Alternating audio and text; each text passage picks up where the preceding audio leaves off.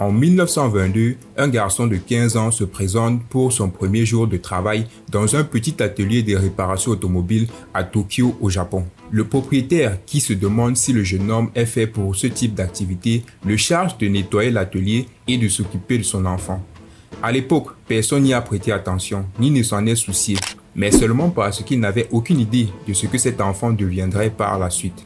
Quelques décennies plus tard, ce garçon, Soichiro Honda, rivalisait avec les plus grandes marques automobiles du monde et possédait également le plus grand fabricant de motos. Voici l'histoire d'un pauvre japonais qui, après avoir gardé des enfants, est devenu le fondateur de la marque Honda Motor, qui pèse plusieurs milliards de dollars.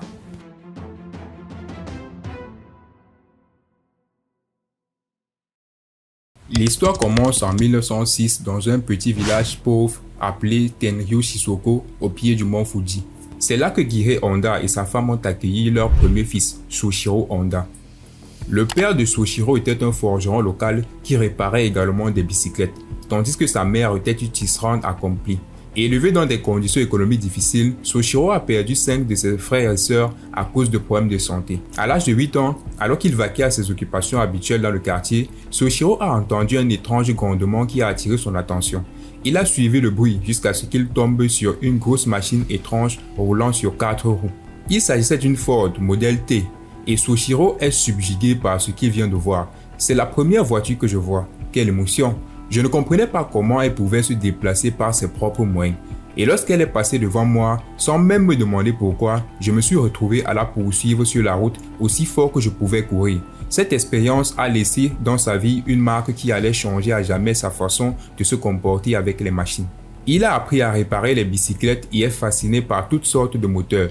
Mais Soichiro détestait l'idée d'aller à l'école et au lieu de suivre une véritable formation, il a passé la majeure partie de son enfance à aider son père dans son entreprise de réparation de bicyclettes. En 1922, Soichiro tombe sur une publicité dans un magazine pour une société d'entretien automobile basée à Tokyo, Art Shokai. Il se dit qu'étant donné que cette entreprise est l'un des services automobiles les plus populaires de la ville, elle a peut-être besoin de nouveaux employés. Il écrit donc une lettre à Art Shokai pour demander un emploi et par chance, il reçoit une réponse positive. À l'âge de 15 ans, Soichiro abandonne l'école, quitte la maison et part pour Tokyo à la poursuite de ses rêves. Lorsque Soichiro est arrivé à Tokyo, il a été bouleversé par la rapidité et la différence de la vie urbaine par rapport au village d'où il venait. Le propriétaire du magasin, Yuzo Sakakibara, avait déjà préparé un travail pour lui. Il devait garder l'enfant du propriétaire. Soichiro est déçu de constater qu'au cours des mois suivants, il ne gagne pas d'argent et que la seule tâche qu'on lui confie consiste à porter un bébé enroulé sur son dos. La seule chose qui l'a poussé à rester, c'est la honte de rentrer chez lui en ayant échoué et d'avoir à affronter ses parents. Au fil du temps, le propriétaire n'a pas pu répondre à la forte demande de son entreprise automobile et a finalement fait appel à Soichiro pour l'aider. Bien que Soichiro ait commencé par des tâches subalternes, il a progressivement gravi les échelons jusqu'à devenir un mécanicien de confiance au sein de l'entreprise. Son talent et son dévouement finissent par attirer l'attention du propriétaire qui décide de prendre le petit Soichiro sous son aile et de lui enseigner non seulement les réparations mécaniques mais aussi l'aspect commercial de l'entreprise. Bien que Sakakibara répare aussi des automobiles que des bicyclettes, les voitures n'étaient pas aussi populaires à l'époque qu'elles le sont aujourd'hui. Non seulement les automobiles étaient un luxe que seules les personnes de la classe supérieure pouvaient s'offrir, mais la plupart des automobiles de l'époque étaient fabriquées à l'étranger. Grâce à son travail, Soichiro s'est rapidement familiarisé avec un large éventail d'automobiles, dont des Lincoln, des Mercedes, des Daimler et même diverses motos apportées à l'atelier. Soichiro met tout en œuvre pour développer ses connaissances et sa compréhension de son métier. C'est par l'intermédiaire de cette entreprise que Soichiro a également été initié au monde des sports mécaniques.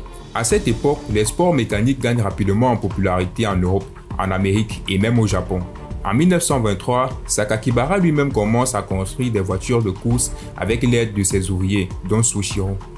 Leur premier modèle est l'Art Daimler, construit à partir d'un moteur Daimler d'occasion, et leur deuxième modèle est la Curtiss. La Curtiss est construite à partir d'un moteur d'occasion provenant d'un biplan américain Curtiss, placé sur le châssis d'une autre voiture américaine, la Mitchell. Cette voiture a participé au 5e championnat japonais de voitures à moteur en 1924, remportant une étonnante première place, avec le frère de Sakakibara comme pilote et Soichiro comme ingénieur accompagnateur. Il s'agit d'une expérience exceptionnelle pour ce jeune homme de 17 ans, et à partir de ce moment-là, les sports mécaniques deviennent sa religion. En 1926, Soichiro est appelé sous les drapeaux, mais ne passe pas les examens médicaux qui révèlent qu'il est daltonien. Il est donc exempté de l'armée et peut continuer à travailler à Art Shokai. En 1928, Yuzo Sakakibara souhaite développer ses activités et décide d'ouvrir une succursale d'Art Shokai à Hamamatsu. Il estime qu'il n'y a pas de meilleur homme que son jeune apprenti pour en prendre la direction. Et à l'âge de 21 ans, Soichiro est appelé à diriger la nouvelle succursale. Cependant, l'atelier de réparation de Soichiro connaît des difficultés au cours de la première année, principalement parce que les gens ne veulent pas confier leur voiture à quelqu'un d'aussi nouveau et d'aussi jeune. Soichiro doit donc vivre des restes que les autres ateliers de réparation mettent de côté. Néanmoins, le jeune homme utilise toutes les connaissances et les compétences qu'il a acquises au fil des ans et avec le temps, il réussit à développer son entreprise. Dans les années 1960, son nouvel atelier est passé d'une entreprise unipersonnelle à une équipe de 30 personnes. La succursale s'est développée à un rythme effréné au cours des années suivantes et devant l'ampleur de la tâche, Soichiro a dû faire appel à sa femme pour l'aider à gérer l'entreprise. Bien que Soichiro soit connu pour être un mécanicien brillant, il est également un pilote de course prodigieux, ce qui lui permet de se démarquer de ses pairs. Dans son atelier, Soichiro a construit la voiture de course Hamamatsu, avec laquelle il est parvenu à établir un nouveau record de vitesse en la faisant rouler jusqu'à 120 km/h. Un record qui a tenu pendant 20 ans au Japon. Cependant, les courses de l'époque étaient bien plus dangereuses qu'aujourd'hui et en juin 1936, Honda a frôlé la mort lors d'un grave accident alors qu'il pilotait la Hamamatsu dans la banlieue de Tokyo. Soichiro a le bras gauche fracturé, l'épaule disloquée et le visage abîmé. Bien qu'il ait passé quelques mois à l'hôpital pour soigner ses blessures, Soichiro est retourné sur les circuits 4 mois plus tard. Sa famille, cependant, n'est pas satisfaite de son retour à la compétition et après plusieurs disputes avec sa femme et son père, Soichiro ne participe plus jamais à des courses. En 1936, Honda est fatigué et lassé de son travail de réparation. Il veut en faire plus et envisage de passer à la fabrication de pièces automobiles. Il propose de transformer la succursale Art Shokai à Hamamatsu en une société distincte à cette fin. Mais les actionnaires de la société ne sont pas d'accord avec lui. Les investisseurs ont constaté que les commandes en cours et la charge de travail de l'atelier de réparation rapportaient suffisamment de bénéfices et ils ne voulaient pas se lancer dans une aventure qu'ils jugeaient inutile. Soichiro décide donc d'ouvrir sa propre entreprise de fabrication de segments de pistons et fonde la Tokai Seiki Heavy Industry, dont il confie la présidence à l'un de ses amis proches, Shichiro Kato.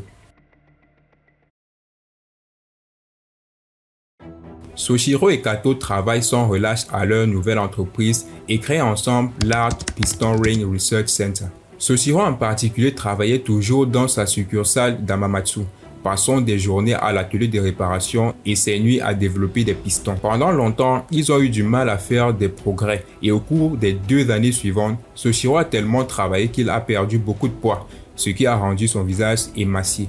Après une série d'échecs, Soichiro décide de s'inscrire à temps partiel à l'Institut industriel d'Hamamatsu pour améliorer ses connaissances en métallurgie. Ce n'est qu'en 1939 que Soichiro réussit à créer un piston fonctionnel. Confiant dans sa conception, il quitte son emploi chez Art Shokai, confie la branche à certains de ses stagiaires et travaille à plein temps dans sa nouvelle entreprise. Honda commence à produire des pistons jour après jour, mais ses créations sont encore imparfaites et loin d'atteindre le niveau de qualité requis. Toyota contacte Soichiro pour qu'il fabrique des pistons pour l'entreprise. Sur les 50 pistons qu'il soumet, seuls 3 répondent aux normes de Toyota. C'est un échec cuisant pour Soichiro, mais il n'abandonne pas. Il passe les années suivantes à voyager à travers le Japon, visitant des entreprises sidérurgiques et des universités afin d'améliorer ses connaissances en matière de fabrication de segments de pistons. Après avoir pris confiance en ses connaissances et son expérience, Soichiro a fait un nouvel essai. Le résultat fut incroyable. Non seulement ces nouveaux pistons passent au contrôle de qualité, mais les commandes commencent à affluer de tout le pays, à tel point que l'entreprise emploie près de 2000 personnes pour faire face aux commandes. Les choses commençaient à bien se présenter pour Soichiro et son entreprise, jusqu'à ce que Le Japon entre en guerre dans le Pacifique en 1941 et l'entreprise de Soichiro est placée sous le commandement et le contrôle direct du ministère des Munitions. L'année suivante, Toyota a pris 45% du capital de l'entreprise et Soichiro a été rétrogradé du poste de président à celui de directeur général. Les choses vont de mal en pire. De nombreux employés masculins commencent à démissionner parce qu'ils sont appelés sous les drapeaux et l'entreprise commence à connaître des difficultés. Soichiro fait tout ce qu'il peut pour maintenir son entreprise à flot, mais il n'est pas prêt pour ce qui l'attend. En 1944, les sirènes des raids aériens se sont intensifiées au Japon et il est devenu évident que le pays se dirigeait vers la défaite. Hamamatsu est en grand danger et l'entreprise de Soichiro est frappée par l'explosion d'une bombe qui détruit l'usine. L'entreprise subira un second malheur en janvier 1945, lorsque le tremblement de terre de Nankai secoue la région et que l'usine d'Iwata s'effondre. Le Japon finit par se rendre en août 1945, mais Soichiro a alors presque tout perdu. Après la guerre, Soichiro a décidé de vendre ce qu'il restait de son entreprise à Toyota pour la somme de 450 000 yens et a annoncé publiquement à tout le monde qu'il allait prendre un peu de temps pour réfléchir à ce que l'avenir lui réservait, alors que le Japon était en ruine. Un an après la guerre, le pays a connu un effondrement économique qui a menacé la vie de ses citoyens. Il y avait une pénurie de nourriture, de vêtements et de logements, et les ressources étaient rationnées. En conséquence, Soichiro ne pouvait même pas trouver assez d'essence pour conduire sa voiture au marché et acheter de la nourriture pour sa famille. Un jour, Soichiro est tombé sur un moteur de générateur qui appartenait à l'armée impériale japonaise et qui était utilisé pendant la guerre pour alimenter une radio sans fil. Il est fasciné par ce moteur et après en avoir compris le fonctionnement, une idée lumineuse lui vient à l'esprit. Que se passerait-il s'il fixait ce moteur à une bicyclette? Cette invention est loin d'être nouvelle. La pratique consistant à fixer un moteur sur une bicyclette était courante en Europe et quelques-uns de ces engins avaient fait leur chemin jusqu'au Japon. Mais Soichiro savait que le pays avait désespérément besoin d'un moyen de transport bon marché. C'est pourquoi en 1946, il a utilisé son ancien entrepôt pour créer l'Institut de recherche technique Honda, dans le seul but de trouver un moyen de fabriquer des motos. Avec une équipe de 12 hommes, il poursuit son idée et réussit à fabriquer une moto à l'aide de moteurs trouvés et d'autres pièces détachées. Ces nouvelles bicyclettes connaissent un succès immédiat et les commandes commencent à affluer des quatre coins du pays. Très vite, Soichiro se retrouve à court de moteurs d'occasion et décide donc de concevoir et de développer son propre moteur. En 1947, il termine le moteur de type A. Et pour la première fois, le nom Honda est inscrit sur une machine. Soichiro a fondé la Honda Motor Company en 1948 dans le but initial de construire des motos pour aider les travailleurs japonais à se déplacer. Le seul problème est que Soichiro a besoin de plus d'argent pour développer sa production. Il écrit donc une lettre ouverte aux 18 000 propriétaires de magasins de bicyclettes du Japon, leur annonçant qu'il a pensé à une solution pour que le Japon se remette à rouler. Sur les 18 000 magasins auxquels il a écrit, il a reçu des réponses positives de 3 000 d'entre eux, qui lui ont fourni l'argent nécessaire pour commencer à effectuer ses premières livraisons. Un an plus tard, la société produit sa toute première moto complète, le modèle D. Bien que le modèle D soit une grande réussite pour Honda, il est trop grand et trop lourd. C'est pourquoi peu de gens l'ont acheté. Soichiro n'était pas satisfait de cette situation. Il a donc démonté la moto et a travaillé de longues heures pour fabriquer une autre moto plus petite et plus légère. Après 3 ans d'essais et d'erreurs, il réussit à construire une nouvelle moto qu'il baptisa Super Cub. La Super Cub a connu un succès immédiat au point de remporter le prix de l'empereur. Honda s'associe également à l'investisseur Takeo Fujisawa qui lui fournit le capital nécessaire ainsi que des stratégies financières et marketing. Ce partenariat est devenu la base sur laquelle la Honda Motor Company a été construite. La Super Cub est arrivée aux États-Unis en 1958 avec un prix de vente de $295 seulement, soit un quart du prix des autres motos américaines. Grâce aux compétences de l'entreprise en matière de marketing et d'ingénierie, elle a rapidement dépassé les ventes de Triumph et de Harley-Davidson sur leurs marchés nationaux respectifs. Mais à cette époque, Soichiro a également étendu sa marque de moto au monde de la course. À l'époque, la course était bien plus qu'un simple sport. Il s'agissait de la plus grande plateforme permettant à ces entreprises de présenter leurs voitures et leurs motos au reste du monde. Il a donc voyagé dans le monde entier pour assister aux courses, étudiant et examinant toutes les motos de ses concurrents. En fait, Tout au long de sa carrière sur les circuits, chaque fois qu'une référence était établie par l'un de ses concurrents, Honda ramenait cette information chez lui et s'efforçait de la surpasser. C'est cette attitude qui a permis à Honda Motorcycles de passer d'un résultat terrible et décevant lors de sa première course internationale en 1954 au prix de l'équipe du constructeur lors du Tourist Trophy de l'île de Mans en 1959, la plus grande course de moto au monde. 2 ans plus tard, Honda remportera à nouveau le Tourist Trophy de l'île de Mans et son succès sur le circuit mettra le nom de Honda sur la carte. Dans les années 1960, Honda est devenue la plus grande entreprise de motocycles au monde. Après la sortie de la Honda Dream en 1949, ils avaient produit un total de 10 millions de motos en 1968. Cependant, devenir la plus grande entreprise de moto ne suffisait pas à Soichiro. Il y avait un autre grand rêve qu'il poursuivait depuis l'âge de 8 ans, et ce n'était rien d'autre que d'entrer dans l'univers automobile. Lorsque Soichiro a annoncé qu'il se lançait dans le marché de l'automobile, de nombreuses personnes l'ont averti que c'était trop risqué pour l'entreprise et qu'il valait mieux qu'il se contente de fabriquer des motos. À cette époque, le Japon comptait Nissan, Toyota et quelques autres entreprises qui se livraient à une concurrence acharnée sur le marché de l'automobile. Et les autorités japonaises ont tenté de convaincre Soichiro que le pays n'avait pas besoin d'un autre constructeur automobile. Mais Soichiro n'a pas écouté leurs arguments. Honda a lancé sa première automobile en 1963 avec la commercialisation du mini-camion T360, une camionnette petite mais fiable. Malheureusement, le mini-camion n'a jamais eu beaucoup de succès et il a été rapidement suivi par la première voiture de sport de la société, la S500. Cette S500 était un roadster à 2 portes doté d'une boîte de vitesse à 4 rapports capable d'atteindre 128 km/h.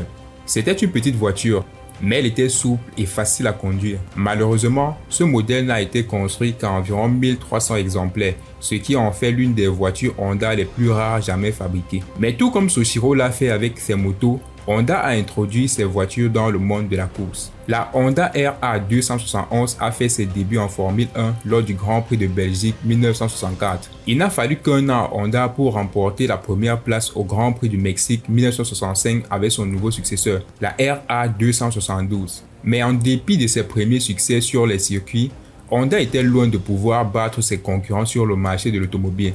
Ils ont donc fait une pause dans la course et se sont concentrés à la construction de l'une des voitures les plus réussies du marché automobile, la Honda Civic. Honda a lancé son nouveau modèle en 1972 et dans les années qui ont suivi, il est devenu l'une des voitures les plus populaires au monde. L'une des raisons de son succès, en particulier sur les marchés européens et américains, est la crise pétrolière des années 1970. Au cours de cette période, la pénurie des carburants s'est répandue dans le monde entier. Et pour y remédier, Soichiro a mis au point une toute nouvelle méthode de gestion de carburant appelée Compound Vortex Control Combustion, ou CVCC en abrégé. Cela a permis aux gens de parcourir de plus grandes distances avec leur voiture sans consommer trop de carburant. La Honda Civic s'est également attaquée au problème de pollution causé par les gaz d'échappement en ajoutant un convertisseur catalytique à ses véhicules, ce que les autres grands constructeurs automobiles ne considéraient pas autant à l'époque. C'est ainsi qu'Honda est devenu rapidement populaire sur le marché de l'automobile. Même si les Américains ont acheté la Civic par nécessité, c'est la Honda Accord qui a vraiment changé la donne. Au départ, la Honda Accord était une voiture compacte à haillons, mais s'est ensuite étendue aux berlines. Ce nouveau modèle présentait les mêmes caractéristiques de consommation de carburant que la Civic, mais avec une taille plus modérée. Grâce à son espace intérieur plus vaste et à son confort, la Honda Accord est devenue plus tard l'une des berlines les plus vendues de l'histoire de l'automobile. Au début des années 80, la Honda Motor Company était le 3e plus grand producteur de voitures au Japon et à la fin de la décennie, elle était la 3e plus grande entreprise automobile de la planète. Soichiro Honda a pris sa retraite en 1973 et est décédé le 5 août 1991. En repensant à mon travail, j'ai le sentiment de n'avoir fait que des erreurs, des maladresses et de graves omissions. Mais je suis fier de ce que j'ai accompli. Bien que j'ai commis une erreur après l'autre, mes erreurs et mes échecs ne se sont jamais produits pour les mêmes raisons. Honda s'est aujourd'hui développé dans de nombreux secteurs, notamment les avions à réaction, les moteurs de bateaux, les équipements électriques et les robots, pour n'en citer que quelques-uns.